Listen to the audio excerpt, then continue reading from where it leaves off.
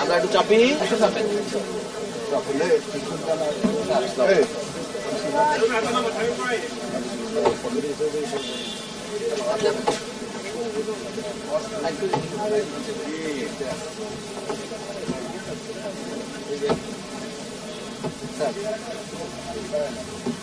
আসসালামু আলাইকুম। ঈদ মোবারক। আবার সকালে একবার দিয়েছি, আবার ঈদ মোবারক। তো আমরা প্রতিবারের মতো আপনি জানেন যে ফ্যাসিস্ট আওয়ামী সরকার ক্ষমতায় আসার পর থেকে দেশনেত্রী বেগম খালেদা জিয়াকে যখন থেকে আটক করে রেখেছিল এবং যখন তিনি বাসায় ফিরেছেন হাসপাতাল থেকে, কারাগার থেকে হাসপাতাল, হাসপাতাল থেকে কারাগার, বাসায় যখন ফিরেছেন, গৃহবন্দী থেকেছেন, তখন আমরা তার সঙ্গে ঠিক সেইভাবে দেখা করতে পারিনি। পরবর্তীকালে যখন তিনি মুক্ত হয়েছেন তখন আমরা তার সঙ্গে এই ঈদের দিনে আমরা তার সঙ্গে সৌজন্য সাক্ষাৎ করতে আসি।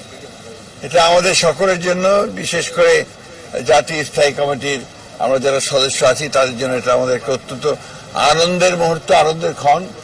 কারণ আমাদের নেত্রী, যাকে কেন্দ্র করে আমরা দীর্ঘকাল রাজনীতি করেছি এবং অনেক সফলতা অর্জন করেছে বিএনপি তার নেতৃত্বে, যিনি বাংলাদেশের রাজনীতির গুণগত পরিবর্তন এনেছেন, সেই নেত্রীর সঙ্গে যখন আমরা কথা বলি আমাদের স্বাভাবিকভাবেই আমরা নতুনভাবে অনুপ্রাণিত বোধ করি এবং গণতন্ত্রের প্রতি তার যে অবিচল আস্থা, সেই আস্থা তিনি সবসময় প্রকাশ করেন এবং তার প্রতিটি কথার মধ্যে আমরা সেই বিষয়টা দেখতে পাই যে গণতন্ত্রের প্রতি তার যে আস্থা, তার যে অনুরাগ, এবং তিনি যে বিশ্বাস করেন যে গণতান্ত্রিক ব্যবস্থা ছাড়া কোনো ব্যবস্থাই ঠিক সেইভাবে আপনার রাষ্ট্রের উপকার করতে পারে না। আমরা সেই নেত্রীর সঙ্গে আজকে দেখা করেছি, সবাই সন্তুষ্ট চিত্তে এখন ফিরে যাচ্ছি। আরো কয়েকজন সিনিয়র যারা আছেন তারা দেখা করবেন, তারপরে তিনি তার পরিবারের সদস্যদের সঙ্গে দেখা করবেন।